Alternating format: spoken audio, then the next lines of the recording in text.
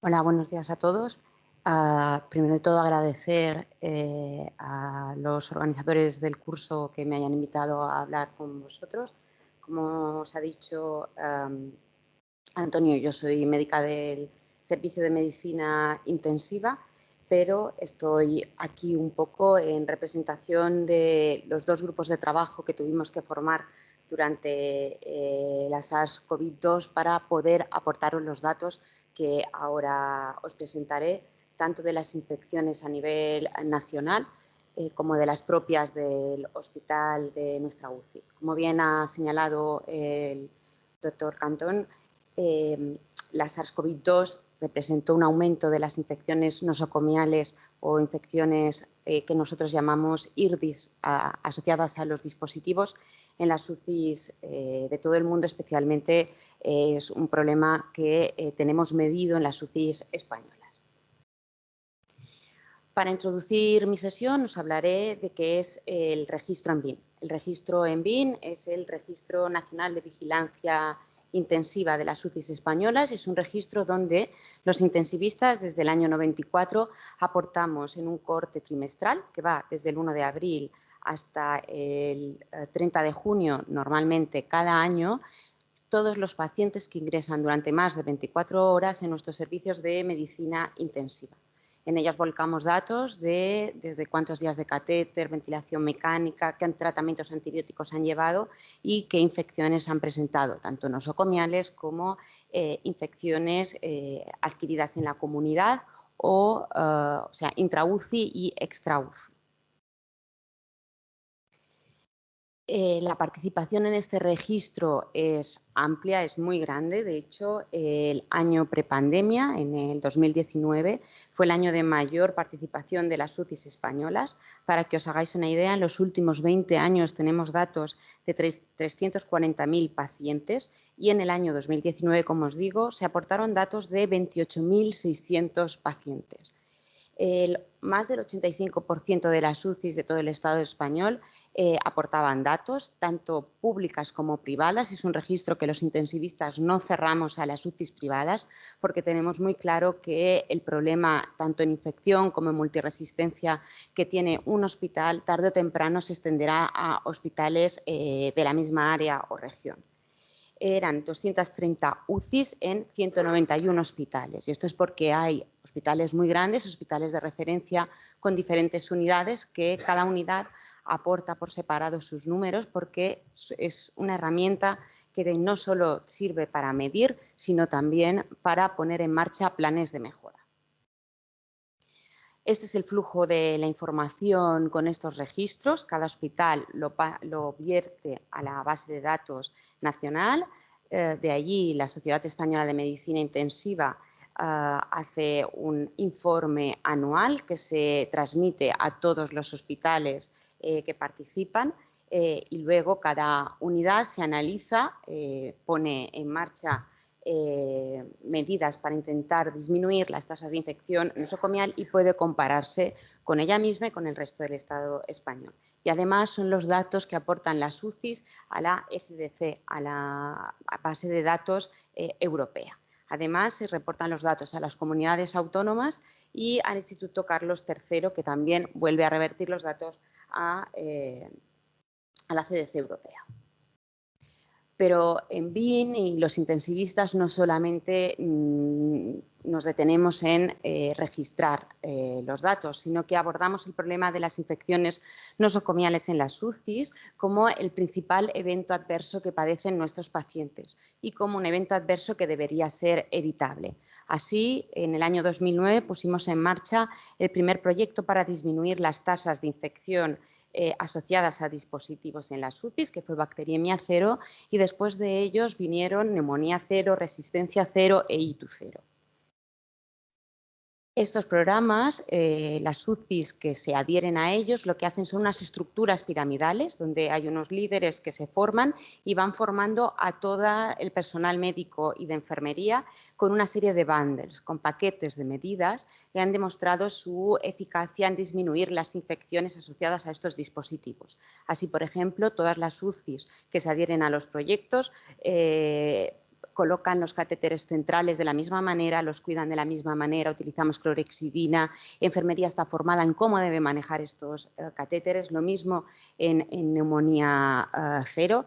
Todas las UCIs adheridas a los programas manejan la vía aérea de manera similar y toman las mismas medidas para intentar disminuir la principal infección en las UCIs, que es la neumonía asociada a la ventilación mecánica.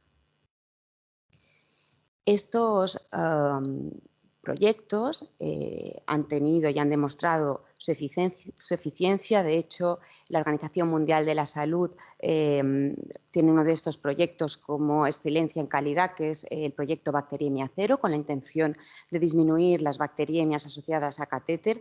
Y esto es el histórico desde el año 2000, donde veis como cada proyecto que poníamos en marcha, cómo íbamos descendiendo a nivel del Estado español las tasas de infección en las UCIs. Hay que recordar que una infección nosocomial, una neumonía, una bacteriemia en estos pacientes críticos se asocia a una mayor mortalidad y también a un mayor tiempo y estancia en UCI y en el hospital. Así como veis, en el año 2009, el poner en marcha Bacteriemia Cero disminuyó las tasas de bacteriemia por catéter, pero también ya antes de poner en marcha Neumonía Cero fuimos disminuyendo las tasas de neumonía, solo por el hecho de que todo el mundo trabaja de la misma manera y que estos programas van asociados a una cultura de seguridad en las UCIs. De hecho, en el año 2017, que es el último año en que la ECDC pudo aportar datos, porque con la pandemia por SARS-CoV y las sobrecargas asistenciales que ha habido en las UCIs, no de España, sino de toda Europa, muchos registros se han detenido y hay países que no han podido aportar datos. España era el segundo país que más datos aportaba a nivel europeo y además era el país de Europa con menor tasas de infecciones nosocomiales en la UCI. Es decir, nuestras UCIs llegaron a ser, en cierta manera, y al menos en este problema, las más seguras. Hasta que llegó la pandemia. El 11 de marzo del 2020, la OMS declara el brote de SARS-CoV-2 como pandemia. 3 días después, el 14 de marzo, nuestro presidente de la Sociedad Española de Medicina Intensiva nos presentó, Ricard Ferrer, bajo el lema esperando lo mejor, preparándose para lo peor, el plan de contingencia para las UCIs españolas, donde advertía que solamente había un 3,92% de las camas hospitalarias de los hospitales estaban destinados a las unidades de cuidados intensivos y que en los próximos, eran 3.500 camas aproximadamente, no llegaban a 3.600 y que en pocas semanas íbamos a necesitar más de 9.000 camas y más de 5.000 respiradores. Así, el 6 de junio ya habían ingresado en las UCIs de este país más de 11.400 pacientes afectos por neumonía por SARS-CoV-2. Se paró todo. Solo nos podíamos dedicar a hacer asistencia. Se priorizó la supervivencia de los pacientes sobre cualquier otro tema, sobre la seguridad, la calidad. Solo podíamos atender a nuestros pacientes y encima no éramos suficiente personal. Tuvieron que venir a ayudarnos y estaremos siempre agradecidos. Personal de todas las partes de los hospitales. Vinieron intensivistas pediátricos, anestesistas, enfermería que había dejado de trabajar en las UCIs hacía años, enfermería que se presentó voluntaria para trabajar con nosotros. Pero en junio del 2020 el Consejo Asesor del Ministerio de Sanidad ya nos advierte que hay una percepción de que hay un aumento de las infecciones nosocomiales en las UCIs de este país y que el ENVIN debería continuar siendo la herramienta de análisis. Así que nos invita, a pesar de las cargas de trabajo que teníamos en ese momento, a volver para atrás y retrospectivamente volver a hacer un corte trimestral que sería otra vez, esta vez del 1 de marzo al 31 de mayo, de todos los pacientes con neumonía SARS-CoV-2 que habían ingresado en las UCIs para realmente conocer cuál era la magnitud del problema. Y que este año, 2020, que éramos incapaces de hacer el ENVIN completo de todos los pacientes que ingresaban en la UCI en primavera, hoy empieza el ENVIN en las UCIs que se adhieran al programa, pasarlo al 15 de septiembre al 15 de diciembre.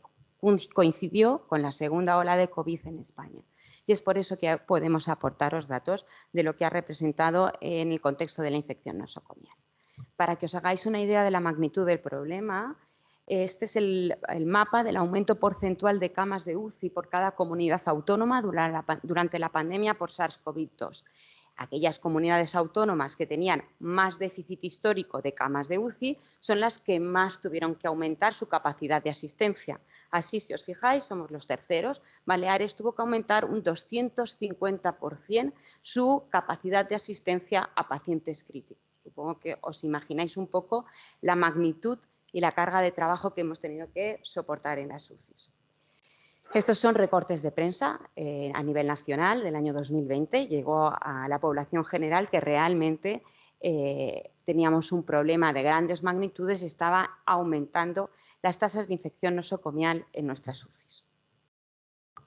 Eso es un poco el resumen de esa declaración del Comité Asesor del Programa de Seguridad, donde nos animaban a recuperar de forma inmediata en las UCIs todos estos proyectos de los cuales os he hablado, bacteriemia cero, neumonía cero, resistencia cero e ITU cero, que debíamos formar al personal sanitario que se estaba incorporando a trabajar con nosotros durante la pandemia y que el cumplimiento recaía sobre la dirección médica de los hospitales, que debíamos adaptar las recomendaciones de estos proyectos, de cómo habíamos estado trabajando durante 20 años a nuestras nuevas condiciones de trabajo con los pacientes con SARS-CoV-2 y que debíamos realizar, como os he explicado, un estudio retrospectivo. Debíamos conocer cuál era la magnitud del problema para poder trabajar sobre ello.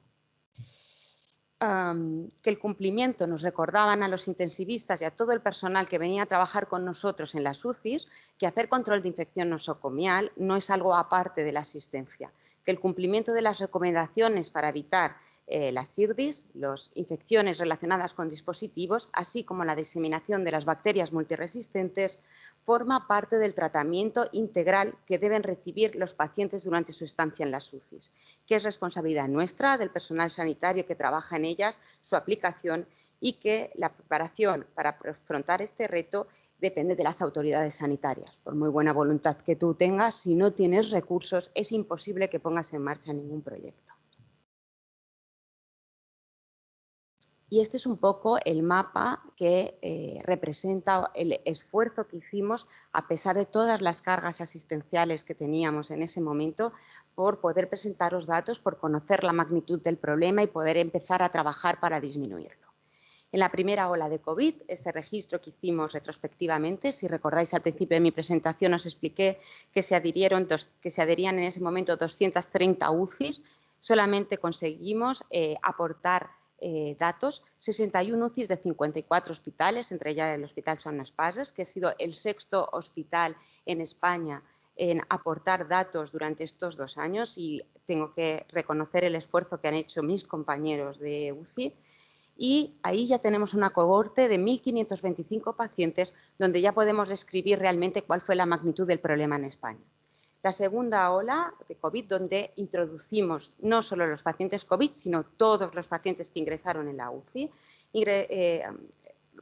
introducimos casi 15.000 pacientes, de ellos 3.400 habían ingresado por neumonía, por SARS-CoV-2. Y en la cuarta ola, que coincide con el ENVIN del año pasado, entre el 1 de abril y el 30 de junio, incluimos ya 20.000 pacientes, no llegamos a los 28.000 de años prepandemia.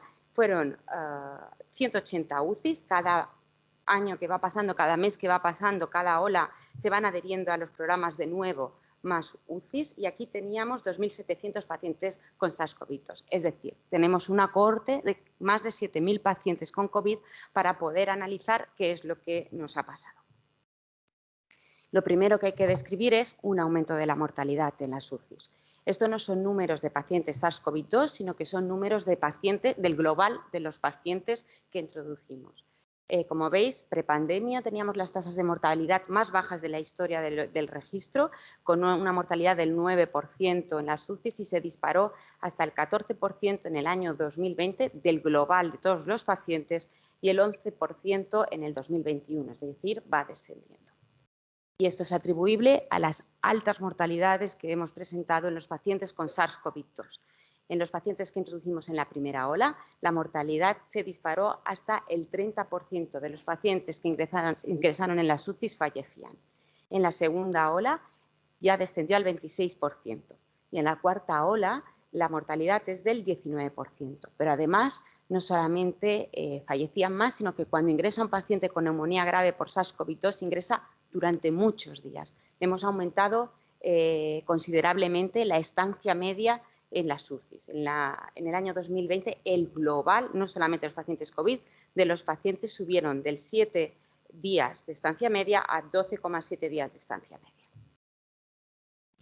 Y como veis, veníamos de ser, como hemos dicho, las UCIs de Europa con menor tasa de IRAS y teníamos las menores tasas de la historia del registro de infección nosocomial adquirida en la UCI y se dispararon. El 12,2% de los pacientes que ingresaron en el EMIN completo del 2020, es decir, COVID y no COVID, tenían una infección nosocomial. Esto ha ido descendiendo a medida que han ido pasando los meses, pero si nos fijamos en los pacientes exclusivamente con COVID, en naranja, lo veis aquí abajo, en la primera ola el 36% de los pacientes que ingresaban en nuestras UCIs con el diagnóstico de SARS-CoV-2 desarrollaban dentro de la UCI una infección que adquirían solo por el hecho de estar ingresados con nosotros. En la segunda ola descendió hasta el 28%, pero en la cuarta ola volvió a aumentar hasta el 33%. La infección más prevalente es la neumonía asociada a ventilación mecánica, como veis, que en la cuarta ola se ha disparado hasta 20 por 1000 días de ventilación mecánica. Y esto es como han quedado las tasas nacionales a nivel global de los pacientes COVID y no COVID. Como veis, pues hay un aumento muy llamativo de las infecciones respiratorias, de las neumonías asociadas a ventilación mecánica. Pero también ha aumentado las tasas de infección urinaria por catéter vesical y de bacteriemias secundarias a catéter. Y estas son las tasas de nuestro hospital.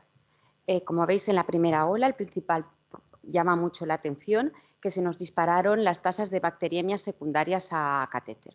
Esto coincide con que, además, en las UCIs que atendíamos COVID tuvimos un brote de estafilococo epidermidis resistente al linezolid. Y yo creo que esto fue por la forma que teníamos de trabajar con los EPIs, que luego lo analizaremos.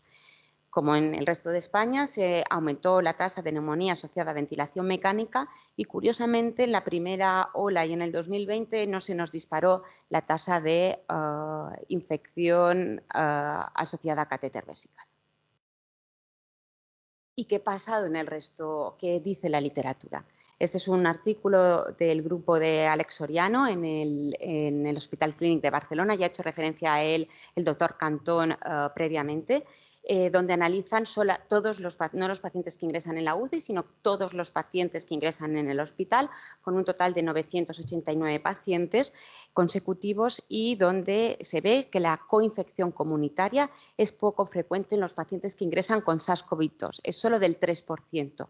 Es decir, es muy poco frecuente que ingresen pacientes con una neumonía bacteriana sobre la neumonía por SARS-CoV-2, aunque sí es cierto que tienen peores outcomes, tienen una mayor mortalidad y una mayor estancia. Los principales gérmenes son Streptococcus pneumoniae y Staphylococcus aureus. También es poco frecuente la coinfección vírica y en el montante de los pacientes un 4,7% desarrollan infección nosocomial y, como veis, estos son muchos más bajos que los números que yo os he mostrado. El germen más frecuente de infección es Pseudomonas aeruginosa y E. coli para las infecciones adquiridas en los hospitales y la conclusión era que las coinfecciones hospitalarias eran poco frecuentes. Pero ¿qué pasa si vamos a analizar estudios o literatura hecha solamente en las UCIs? Pues que es completamente diferente el resultado de los números. Evidentemente, pone también de manifiesto que la coinfección bacteriana adquirida en la comunidad es baja, aunque más alta en los pacientes que ingresan en la UCI, esto es porque están peor, son un 5,5% de los pacientes, es decir, acaban con más frecuencia en las UCI los pacientes que tienen coinfección por bacterias, son Streptococcus pneumoniae y Staphylococcus aureus de la misma manera, y el desarrollo de infección nosocomial en este estudio retrospectivo que implica 7 UCIs en el Reino Unido ya es del 32%, como veis muy similar a lo que hemos reportado nosotros aquí en España, con unas tasas de 27 por 1000 pacientes días de ingreso en UCI. Los gérmenes más frecuentes siguen siendo bacilos gram negativos, Pseudomonas, y la infección intra-UCI se asocia a una mayor mortalidad. Este es otro estudio de un único centro en Inglaterra, donde veis que las tasas de incidencia son muy elevadas, incluso más que las que reportamos nosotros. Son de 28 neumonías asociadas a ventilación mecánica por 1000 días de ventilación mecánica, frente a los pacientes no COVID, que tenían unas tasas de 13 por 1000 días de ventilación mecánica. Esto es un estudio multicéntrico ya en 36 UCIs que incluyeron 1.576 pacientes. La mayoría de las UCIs que reportan datos son francesas. El siguiente país es España y también hay UCIs irlandesas y de Portugal. Y donde compara los pacientes que ingresan con SARS-CoV-2 con los que ingresan por el diagnóstico de gripe y los pacientes que ingresan en las UCIs por otros motivos, fuera de las infecciones virales respiratorias. Asocia o mide qué tasa tenemos de infección respiratoria, es decir, neumonías asociadas a ventilación mecánica más traqueobronquitis asociadas a ventilación mecánica. Y como podéis ver, en el grupo de SARS-CoV-2, si unimos las dos infecciones, hasta el 50% de los pacientes desarrollan una infección respiratoria adquirida en la UCI, es decir, 1 de cada 2. Cuando miramos las traqueobronquitis, reportan un 14% y cuando se trata de neumonía adquirida en ventilación mecánica, un 36%. Y estos datos son mucho más elevados que los que se reportan en la gripe, que como veis es del 30%, y desde luego que en los pacientes que no presentan infección respiratoria vírica.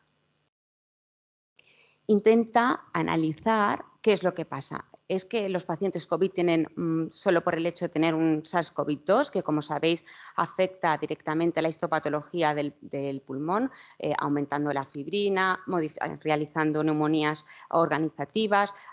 En los pacientes ventilados vemos grandes cavidades que pueden allí ser un foco de crecimiento de bacilos gram negativos e incluso de hongos.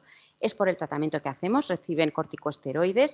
Bueno, no llega a ninguna conclusión, aunque ve que en los pacientes que ingresan por gripe también estamos utilizando corticosteroides, pero lo que sí describe es que son pacientes que están mucho más tiempo intubados, conectados a ventilación mecánica y muchos más días en posición de prono. Sabéis que cuando no podíamos oxigenar a nuestros pacientes los colocamos boca abajo y que estos pacientes han estado días y días en posición de prono y se sabe que eso se asocia a mayor tasas de neumonía asociada a ventilación mecánica. Y desde luego están mucho más días intubados que el resto de pacientes. Y de hecho aquí se ve cómo va aumentando la tasa de neumonía asociada a ventilación mecánica cuantos más días estás ventilado. Desde luego lo que sí ha cambiado es el poder realizar los proyectos cero, así como trabajábamos por las cargas asistenciales y por lo que ha implicado trabajar con los EPIs. Nos movíamos mucho más ágilmente, podíamos estar mucho más tiempo en los pacientes antes de la pandemia que lo que hemos vivido ahora. Y de nuevo, los gérmenes más frecuentes son los bacilos gram negativos y la Pseudomonas aeruginosa. ¿Y qué ha pasado en España si analizamos los gérmenes? Pues lo mismo.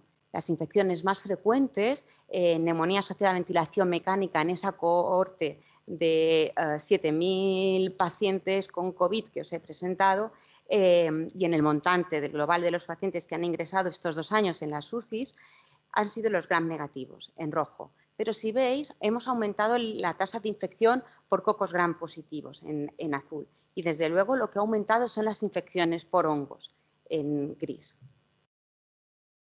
Si comparamos los pacientes que han tenido neumonía asociada a ventilación mecánica, COVID y el global de los pacientes que han ingresado en las UCIs, veréis que, aunque Pseudomonas aeruginosa es muy frecuente y muy prevalente en el grupo de los pacientes COVID a nivel del Estado español, el principal germen ha sido Staphylococcus aureus. En cuanto al global de las IRAS, es decir, todas las infecciones que hemos tenido, en el montante de los pacientes, como veis en el histórico, pues ha aumentado muchísimo las infecciones por Aspergillus en azul. De hecho, si hacemos un análisis de subgrupo de esos 7.000 pacientes que ingresaron con COVID, las probabilidades de que desarrollen una infección respiratoria por Aspergillus es 12 veces mayor que el resto de pacientes que ingresan en la UCI. ¿Qué ha pasado en nuestro hospital? Pues como veis, en el año 2020 multiplicamos por 5 el número de pacientes que tuvieron diagnóstico de cultivo de Aspergillus y progresivamente se va viendo cómo va aumentando las determinaciones que realizamos de Galactomananum.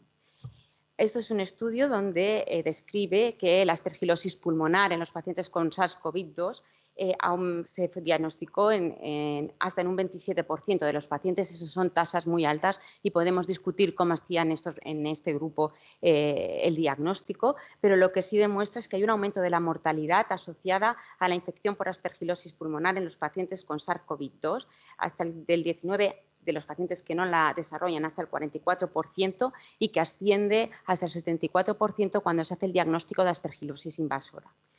Y además hacen un análisis de regresión logística y demuestra que es un factor independiente para la mortalidad.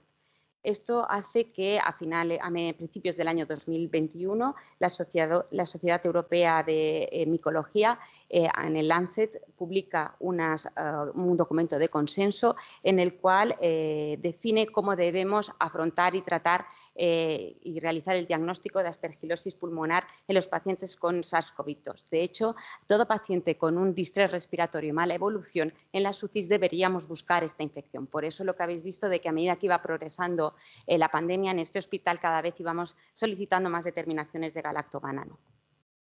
Y esto directamente ha supuesto que haya un aumento del consumo de antifúngicos en nuestro hospital, sobre todo a expensas de isavuconazol, en nuestro hospital, no, en nuestra UCI, de isavuconazol y de voriconazol.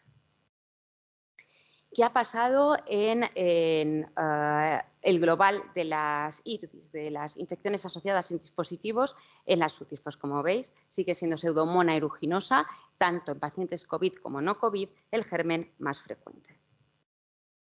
Pero, ya lo hemos recalcado, en el grupo de los pacientes con SARS-CoV-2 ha aumentado hasta 2 veces la tasa de infección por cocos gram positivos.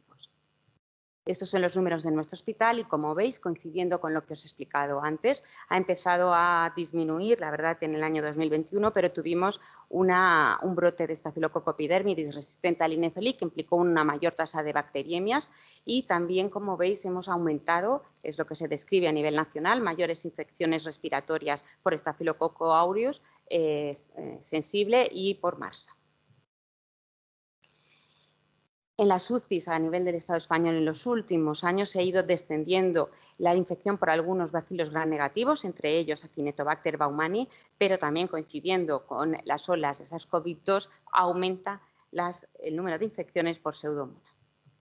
¿Y qué ha pasado con el consumo de antibióticos? Pues esta gráfica es muy representativa. El 64% de los pacientes en la era prepandemia que ingresaban en las UCI, según los registros en BIN, llevaban algún tratamiento antibiótico durante su estancia en UCI, pero esto se dispara hasta el 92% durante la primera ola. Estos son números el pico son números de la primera ola, pero es que además no solo los tratamos con antibióticos, sino que los tratamos con muchos antibióticos. La media era de 5 antibióticos por paciente. Yo creo que esto refleja también el grado de incertidumbre que se vivía en aquel momento en las UCI. Eran pacientes muy graves y el intensivista tendía a pensar que ya desde el momento en el que ingresaba tenía una coinfección bacteriana. Gracias a Dios esto ha ido bajando con el paso de los meses y de las horas. Estos son los números a la izquierda del BIN COVID. De esos solo tuvimos 56 pacientes en nuestra UCI en la primera ola, pero como veis no es diferente al resto de UCIs españolas. El 100% de los pacientes que ingresaron llevaron tratamiento antibiótico. En aquella época, a todos los pacientes que ingresaban, si no tenían contraindicación, los tratábamos con hidroxicloroquina, lopinavir, ritonavir y algunos de ellos con acitromicina. Eso sabéis que ahora ya ha cambiado. Pero además, en estos pacientes a nivel nacional, el 22% se les trataba empíricamente como infección comunitaria y, como hemos visto en la literatura, los hospitales que reportan mayor tasas de coinfección comunitaria bacteriana es del 5%. O sea que ahí tenemos mucho trabajo que hacer los equipos PROA. Yo cuando presentamos hace 15 días entre los coordinadores del ENVIN los datos, me llamó mucho la atención que el segundo antibiótico que más hemos utilizado en las diferentes olas para el tratamiento de infección nosocomial haya sido meropenem. después de ceftriaxona. Esto no son pacientes COVID, sino que es el montante, el global de todos los pacientes en el año 2021. Pero es que no hay mucha diferencia en lo que ha pasado en nuestro hospital. De hecho, en nuestro hospital, en nuestra UCI, meropenem ha sido el número 1 en los antibióticos que hemos utilizado para infección comunitaria. Así que ahí también tenemos un punto de mejora a los equipos PROA. Esto es qué ha pasado en cuanto al consumo de nuevos antibióticos. Ya el doctor Cantón ha hablado de que, coincidiendo con las olas de SARS-CoV-2, ha habido un aumento de las tasas de infecciones multiresistentes a nivel de las UCIs aquí en España, pero realmente es muy llamativo que en el año 2019 el global de los pacientes que se introdujeron fueron 28.000 y que en el año 2021, como recordáis, el global de los pacientes solo eran 20.000 y mirad cómo ha aumentado el consumo de nuevos antibióticos. Yo creo que una vez más la incertidumbre que sufríamos los intensivistas de la gravedad de nuestros pacientes ha hecho que utilicemos tratamientos empíricos con más de lo estrictamente necesario con los nuevos antiseudomónicos y ahí es otro punto de mejora que tenemos que trabajar. ¿Qué ha pasado en Son Espases? Bueno, pues realmente sabéis que había un desabastecimiento de tolozano tazobactam, con lo cual no podíamos utilizarlo y nosotros no hemos aumentado el consumo global entre el 2020 y el 2021 de nuevos antiseudomónicos si los miramos conjuntamente. Ese 21,7 de DDD ha pasado a 0, pero es similar a lo que ha pasado en el aumento de ceftazidima avibactam. Pero hemos empezado a tener Pseudomonas XDR que era resistente a ceftazidima avibactam y hasta en 3 pacientes hemos tenido que utilizar cefiderocol porque solamente era sensible a colistina y tenían contraindicación para colistina. Veis abajo que hemos utilizado mucha colistina, pero es que ahí está incluida la colistina inhalada que en esta UCI utilizamos mucho. Y para finalizar y que te haya tiempo para el turno de preguntas, ¿qué debemos dejar llevarnos a casa? Bueno, pues que ha habido un aumento de la densidad de incidencia de las infecciones nosocomiales en las UCIs españolas y están directamente relacionadas con la pandemia por SARS-CoV-2, que la tasa de incidencias está al mismo nivel o mucho más alta que hace 20 años cuando empezamos a trabajar en ENVIN y proyectos cero en las UCIs, que la neumonía asociada a ventilación mecánica es la infección más frecuente y que a pesar de ese gran aumento hay que mirar el futuro de forma positiva, han empezado a descender en las UCIs españolas las infecciones asociadas a dispositivos. Se reporta una elevada mortalidad en los pacientes con SARS-CoV-2, pero también está empezando a disminuir.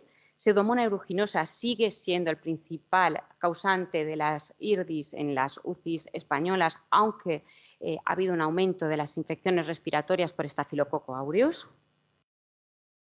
Que hay un claro aumento de las infecciones fúngicas por hongos filamentosos, es decir, aspergilosis pulmonar en los pacientes con SARS-CoV-2 y que los intensivistas, cuando tengamos un distrés respiratorio en un paciente de estas características, tenemos que buscarlo y tenemos que tratarlo porque se asocia a una mayor mortalidad.